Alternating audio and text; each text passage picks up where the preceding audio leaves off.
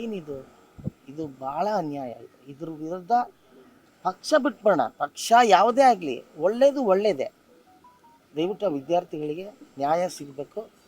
ಅವರ ಏನು ಇದಿದೆ, ಡಿಮ್ಯಾಂಡ್ಸ್ ಇದೆ, ಅದನ್ನು ಪೂರೈಸಬೇಕು. ಇಲ್ಲಾಂದರೆ ಇದು ಶಾಂತಿಯುತಕ್ಕೆ ಬರೋದಿಲ್ಲ. ಅದರಿಂದಾಗಿ ಇಡೀ ನಮ್ಮ ದೇಶ ಇದಕ್ಕೆ ಏನೇನೋ ಮತ್ತೆ ಏನೇನೋ ಉಲ್ಟಾ ಬರೀತಾರೆ. ಕೆಲವ್ರನ್ನೆಲ್ಲ ಲೆಕ್ಕಕ್ಕೆ ಇಟ್ಕೊಂಡಿಲ್ಲ. ಹಾಗೆಲ್ಲ ಮಾಡಬೇಡಿ. ಈಗಲಾದರೂ ಯಾವುದೋ ಮೀಡಿಯಾಗಳಲ್ಲಿ ಏನೇನೋ ಬೇಕು ಅಂತ ಅದ್ರ ಮೇಲೆ ಉಲ್ಟಾ ಹೇಳೋದು, ಇನ್ನೇನೋ ಅಲ್ಲಿ ದೆಹಲಿಯಲ್ಲಿ ವಿದ್ಯಾರ್ಥಿಗಳು ಹೋರಾಟ ಮಾಡ್ತಿದ್ರೆ ಇಲ್ಲಿ ಬೇರೆ ಏನೋ ಡೈವರ್ಟ್ ಮಾಡೋಕ್ಕೆ ಇಲ್ಲೇನೋ ಸಣ್ಣ ಪುಟ್ಟ ಹೋರಾಟಗಳನ್ನ ಮಾಡೋದು. ಇದನ್ನೆಲ್ಲ ಬಿಟ್ಟು ವಿದ್ಯಾರ್ಥಿಗಳಿದ್ರೇ, ಯಂಗ್ಸ್ಟರ್ಸ್ ಇದ್ರೇ ನಮ್ಮ ದೇಶ, ಮುಂದಿನ ಪೀಳಿಗೆ ಇದ್ರೇ ನಾವು. ಅವ್ರಿಗೋಸ್ಕರ ಎಷ್ಟು ಕಷ್ಟಪಟ್ಟು ತಂದೆ ತಾಯಿಗಳು ಪಾಪ ಕಷ್ಟಪಟ್ಟು ಎಲ್ಲೋ ಬೇರೆ ಹೊರಗಡೆ ದೇಶದಲ್ಲೋ ಎಲ್ಲೋ ಕೆಲಸ ಮಾಡ್ಕೊತಾರೆ. ಈಗ ಯಾರಿಗೂ ಕೆಲಸನೂ ಇಲ್ಲ. ಇಂಥ ಸಂದರ್ಭದಲ್ಲಿ ವಿದ್ಯಾರ್ಥಿಗಳಿಗೆ ಮೋಸ ಆಗಿದೆ. ಇದನ್ನೆಲ್ಲ ಮಾರ್ಕೊಂಡು ಇಷ್ಟೆಲ್ಲ ಆದಾಗ ದಯವಿಟ್ಟು ಎಲ್ಲರೂ ಎಚ್ಚೆತ್ಕೋಬೇಕು. ಇದಕ್ಕೆ ಸರ್ಕಾರ ಒಂದು ತೀರ್ಮಾನ ತಗೊಳ್ಳೇಬೇಕು. ವಿದ್ಯಾರ್ಥಿಗಳ ಪರವಾಗಿ ಅವರು ಡಿಸಿಷನ್ ಕೊಡಲೇಬೇಕು. ಸರ್, ಇದು ಎಲ್ಲರಿಗೂ ಎಚ್ಚರಿಕೆ ಕರೆಗಂಟೆನಾ ಅಂತ ಅಂದ್ರೆ, ಈಗ ಬೇರೆ ಬೇರೆ ದೇಶದಲ್ಲಿ ಯುವಕರು ಸರ್ಕಾರನೇ ಚೇಂಜ್ ಮಾಡಿದ್ದಾರೆ. ನೇಪಾಳದಲ್ಲಿರ್ಬೋದು ಜೆನ್ಜಿ ಹೋರಾಟಕ್ಕೆ. ಸೊ ಆ ಥರದ ವಾತಾವರಣ ಈಗ ನಮ್ಮ ದೇಶದಲ್ಲೂ ಕಂಡು ಬರ್ತಾ ಇದೆ. ಸರ್, ಅದಕ್ಕೆ ನಾನು ಫಸ್ಟ್ ಒಂದು ಮಾತು ಹೇಳ್ಬಿಟ್ಟೆ. ಇದು ಯಾವುದೇ ಪಕ್ಷ ಆಗಲಿ, ಯಾವುದೇ ಸರ್ಕಾರ ಆಗಲಿ, ಅದ್ರ ಬಗ್ಗೆ ನಾನು ಮಾತಾಡಲ್ಲ. ಯಾಕೆಂದರೆ ಸರ್ಕಾರನೇ ಇದನ್ನು ತಗೋಬೇಕು ಡಿಸಿಷನ್. ಏನು ಭಾರತದ ಸರ್ಕಾರ ನಡೆಸ್ತಾ ಇದ್ದಾರೆ, ಅವರೇ ಡಿಸಿಷನ್ ತೊಗೊಂಡು ಆದಷ್ಟು ಬೇಗ ಇದನ್ನು ಶಾಂತಿಯುತವಾಗಿ ನಿಲ್ಲಿಸಬೇಕಾಗತ್ತೆ. ಅವರಿಗೆ ಒಂದು ನಿರ್ಣಯವನ್ನು ಕೊಡಬೇಕಾಗುತ್ತೆ. ಇಂಥ ವಿದ್ಯಾರ್ಥಿಗಳ ಭವಿಷ್ಯ ಅಂತ ಬಂದಂಥ ಸಂದರ್ಭದಲ್ಲಿ ನಮ್ಮಂಥವರು ಕೂಡ ಇಂಥದಕ್ಕೆ ಹೋರಾಟ ಸಪೋರ್ಟನ್ನು ಕೊಡಬೇಕು. ಮತ್ತು ಸ್ಯಾಂಡಲ್ವುಡ್ ಅವರು ಕೂಡ ಸಪೋರ್ಟ್ ಕೊಡಬೇಕು. ಇನ್ನೂ ಕೂಡ ಅವ್ರು ಸಪೋರ್ಟವಾಗಿ ನಿಂತಬೇಕು. ಕೇಂದ್ರ ಸರ್ಕಾರದ ಗಮನ ಸೆಳೀಬೇಕು. ಅಂಥ ಪ್ರಯತ್ನಗಳು ಯಾಕೆ ಸರ್ ನಡೀತಾ ಇಲ್ಲ? ಪ್ರತಿಯೊಂದು ವಿಚಾರದಲ್ಲೂ ಕೂಡ ಸ್ಯಾಂಡಲ್ವುಡ್ ನಾಯಕರೆಲ್ಲರೂ ಒಂದು ಇಬ್ಬರು ಮೂರು ಪಾಪ ಅವರೇ ಒದ್ದಾಡಿಕೊಂಡು ಎಲ್ಲ ಬೈಸ್ಕೊಂಡು ಬೈಯೋರು ಜಾಸ್ತಿ ಇದ್ದಾರೆ. ಅದೇನು ಅವ್ರಿಗೆ ಅದೇನು ಸತ್ಯ ಹೇಳಿದ್ರು ಬೈತಾರೆ, ಏನು ಮಾಡಿದ್ರು ಬೇರೆ ಥರ ಅದನ್ನು ರೂಟಿಂಗ್ ಮಾಡ್ತಾರೆ. ಇವರೆಲ್ಲ ಎಲ್ಲೋ ಇದು ಚೈನಾದಿಂದ ಫಂಡ್ ಮಾಡಿಬಿಟ್ಟವ್ರೆ. ಇನ್ನು ಪಾಕಿಸ್ತಾನದಿಂದ ಫಂಡ್ ಹೆಂಗೆ ಬರುತ್ತೆ? ಇದೆಲ್ಲ ಏನೇನೋ ಜನಕ್ಕೆ ಇವಾಗ ಎಚ್ಚೆತ್ಕೊಂಡಿದ್ದಾರೆ. ಎಲ್ರಿಗೂ ಗೊತ್ತಿದೆ ಏನಾಗ್ತಾ ಇದೆ ಅಂತ. ಇದು ಬಹಳ ಸಿಂಪಲ್. ವಿದ್ಯಾರ್ಥಿಗಳು ಕೇಳಿರೋದೇನು? ಎಜುಕೇಷನ್ ಸಿಸ್ಟಮ್ನ ಸರಿಪಡಿಸಿ, ನಮಗೆ ಆಗಿರೋ ಅನ್ಯಾಯಕ್ಕೆ ನ್ಯಾಯ ಕೊಡಿಸಿ, ಇವ್ರು ಯಾರು ಇದರಲ್ಲಿ ಇನ್ವಾಲ್ವ್ ಆಗಿದ್ದಾರೋ ಅವ್ರನ್ನ ಕಿತ್ತಾಕಿ. ಇಷ್ಟು ಮೂರೇ ಅವರು ಕೇಳಿದ್ದಕ್ಕೆ ಇಷ್ಟೊಂದು ರಾಗಂತ ಆದರೂ ಕೂಡ ಇನ್ನೂ ಅದಕ್ಕೆ ಪರಿಹಾರ ಸಿಗ್ತಾ ಇದೆ ಅಂತ ಅನ್ನಿಸ್ತಾ ಇದೆ. ಸಿಗಬೇಕು. ಆ ವಿದ್ಯಾರ್ಥಿಗಳಿಗೆ ಏನು ಸರ್ ರಕ್ತ ಹೆಣ್ಮಕ್ಳು ಹೊಡೆಯೋರು ನೋಡಿದ್ರೇ ಒಂಥರ ಅನಿಸುತ್ತೆ. ನೋಡಿ, ಅದೇ ಬಿಹಾರದಲ್ಲಿ ನೋಡಿ, ಏನು ಅವರು ಬೇರೆ ಥರ ರಿಯಾಕ್ಟ್ ಮಾಡ್ತಿದ್ದಾರೆ. ಹಂಗೆ ರಿಯಾಕ್ಟ್ ಮಾಡಿಬಿಟ್ರೆ ಕಷ್ಟ ಆಗ್ಬಿಡುತ್ತೆ. ದೇಶ ಹತ್ಕೊಂಡು ಹೊಡೆದ್ಬಿಡುತ್ತೆ.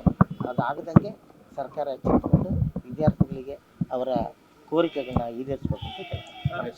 ಕನ್ನಡ ಚಿತ್ರಕ್ಕೆ ಸಂವೇದನೆ ಅನ್ನೋದಿಲ್ವಾ ಅಂತ? ಏನು ಸರ್ ಇದು? ಇಷ್ಟೆಲ್ಲ ಆಗ್ತಿದೆ, ಹೌದು ಸರ್. ಸಂವೇದನೆ ಇಲ್ವಾ ಕನ್ನಡ ಚಿತ್ರಕ್ಕೆ? ಅಂದರೆ ಧ್ವನಿ ಎತ್ತಬೇಕು ಅನ್ನೋದಿಲ್ವಾ? ಬೇರೆ ಬೇರೆ ವಿಚಾರಗಳಿಗೆಲ್ಲ ಧ್ವನಿ ಎತ್ತಿಲ್ಲ ಸರ್. ಇದೇ ಮೇಕೆದಾಟು ಬೆಂಗಳೂರಿಗೆ ಕುಡಿಯೋ ನೀರು. ಏನು ಡಿ ಕೆ ಶಿವಕುಮಾರ್ ಸಾಹೇಬರು ಅವ್ರ ಮನೆಗೆ ನೀರು ಕೇಳಲಿಲ್ಲ. ಅಲ್ಲಿ ಬಂದವರೆಲ್ಲ ನಾವು ಹೋದವರೆಲ್ಲ ನಮ್ಮ ಮನೆಗೆ ನೀರು ಕೇಳಲಿಲ್ಲ. ಕರ್ನಾಟಕದಲ್ಲಿ, ಅದರಲ್ಲೂ ಬೆಂಗಳೂರಲ್ಲಿ ಇಷ್ಟು ಬೃಹದಾಕಾರವಾಗಿ ಬೆಳೀತಾ ಇರೋ ಬೆಂಗಳೂರಿಗೆ ನೀರು ಒದಗಲಿ ಅನ್ನೋಕ್ಕೋಸ್ಕರ ಹೋರಾಟ ಮಾಡಿದಾಗ ಅಷ್ಟೇನು ಸಪೋರ್ಟ್ ಬರಲಿಲ್ಲ. ನಮ್ಮ ಚಿತ್ರರಂಗದ ಸುಮಾರು ಜನರು ಬರಲಿಲ್ಲ. ಇದಾಗಬಾರ್ದು. ಬರೀ ಏನಂದರೆ ಸ್ವಾರ್ಥದಲ್ಲಿ ನಿಲ್ಲಬಾರ್ದು. ಸ್ವಾರ್ಥನ ಬಿಟ್ಟು ವಿದ್ಯಾರ್ಥಿಗಳಿಗೋಸ್ಕರ, ನ್ಯಾಯಕ್ಕೋಸ್ಕರ ನಮ್ಮ ಎಲ್ಲ ಚಿತ್ರರಂಗದವರು ಖಂಡಿತ ಬರಬೇಕು.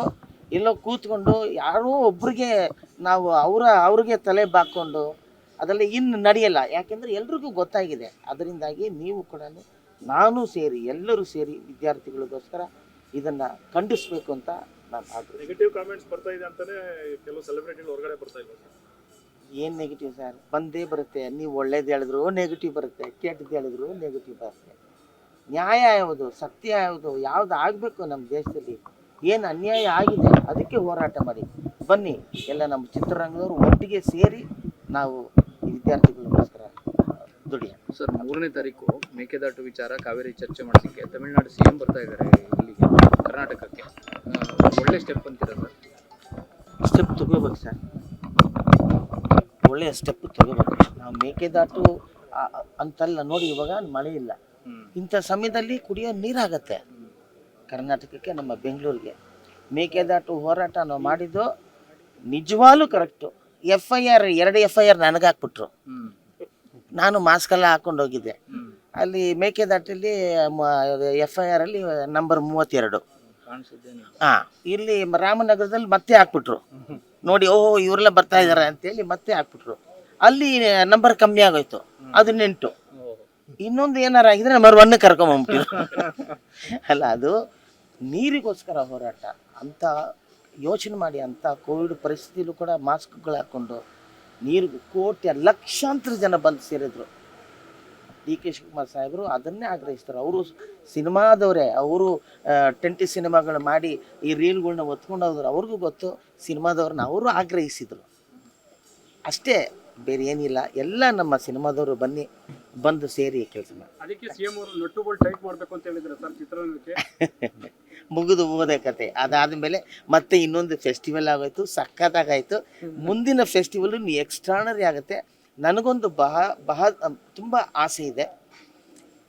ಕಳೆದ ವರ್ಷ ದಸರಾದಲ್ಲಿ ನಾವು ಕಾವೇರಿ ಆರತಿ ಮಾಡ್ತೀವಿ. DK ಶಿವಕುಮಾರ್ ಸಾಹೇಬರ ಆಸೆ ಏನಿತ್ತು ಅಂದರೆ, ವಾರಣಾಸಿ ಅಲ್ಲೆಲ್ಲ ದಿನವೂ ನಡೆಯುತ್ತೆ, ದಿನವೂ ಸಾಯಂಕಾಲ ನಡೆಯುತ್ತೆ. ಅಲ್ಲಿ ನೀವು ನೋಡಿದ್ರೆ ಬೇರೆ ಯಾವ ದೇವಸ್ಥಾನಗಳು ಇಲ್ಲ. ಅಲ್ಲಿ ನೀವು ನೋಡಿದ್ರೆ ಗಂಗಾ ತಾಯಿ ಅವರೇ ದೇವರು, ಅದೇ ದೇವರು. ನೀರಿಗೆ ಪೂಜೆ ಮಾಡ್ತಾರೆ ಅಷ್ಟೇ, ಗಂಗಾ ನದಿಗೆ. ಆ ರೀತಿ ನಮಗೆ ತಾಯಿ, ನಮಗೆ ಜೀವನ ನದಿಯಾಗಿರುವಂಥ ಕಾವೇರಿ ತಾಯಿಗೆ ಈ ಬಾರಿ ತುಂಬ ದೊಡ್ಡದಾಗಿ ಅಟ್ಲೀಸ್ಟ್ ಶುಕ್ರವಾರ, ಶನಿವಾರ, ಭಾನುವಾರ 3 ದಿನ ಆರತಿ ಅಂತ ಮೈಸೂರಲ್ಲಿ ಹಮ್ಮಿಕೊಂಡ್ರೆ ಸಕ್ಕದಾಗಿ ಲಕ್ಷಾಂತರ ಜನ ಸೇರ್ತಾರೆ, ಟೂರಿಸ್ಟ್ಗಳು ಬರ್ತಾರೆ, ದೊಡ್ಡದಾಗಿ ಆಗುತ್ತೆ. ಜೊತೆಗೆ ಆ ತಾಯಿಗೆ ನಮನ ಸಲ್ಲಿಸ್ದಂಗೂ ಆಗುತ್ತೆ.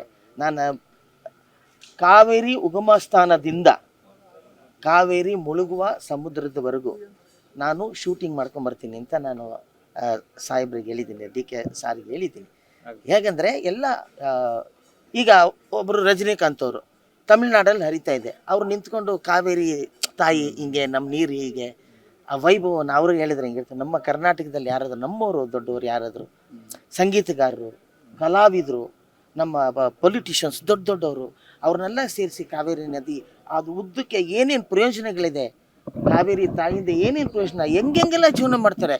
ಕಾವೇರಿ ಅಂತ ನೀವು ಒಗ್ಯಾನಿಕಲ್ಗೆ ಹೋದರೆ ಮೈಗೆ ಎಣ್ಣೆ ಹಚ್ಬಿಟ್ಟು ಕಾವೇರಿ ಏನಿದೆ ಹಾಕ್ಬಿಟ್ಟು ಸಂಪಾದನೆ ಮಾಡ್ತಾರೆ. ಮೈ ಎಣ್ಣೆ ಹಚ್ಚೋರು ಸಂಪಾದನೆ ಮಾಡ್ತಾರೆ, ಮೀನು ಮಾರೋರು ಸಂಪಾದನೆ ಮಾಡ್ತಾರೆ, ಕೂದಲು ತೆಗೆಯೋರು ಸಂಪಾದನೆ ಮಾಡ್ತಾರೆ, ತೆಪ್ಪ ಓಡಿಸೋರು ಕೂಡ ಕಾವೇರಿ ನದಿಯಿಂದ ಸಣ್ಣ ಪುಟ್ಟ ನಾನು ನಿಲ್ತಾ ಇರೋದು. ಪಕ್ಷಿಗಳು, ಎಂತೆಂಥ ಪ್ರಾಣಿಗಳು ಜೀವನ ಮಾಡ್ತೇವೆ. ನಮ್ಮದು ಬಿಡಿ, ನಮ್ಮದು ದೊಡ್ಡದು, ನಾವು ಕುಡಿಯೋರು, ನೀರು ಕುಡಿಯೋರು.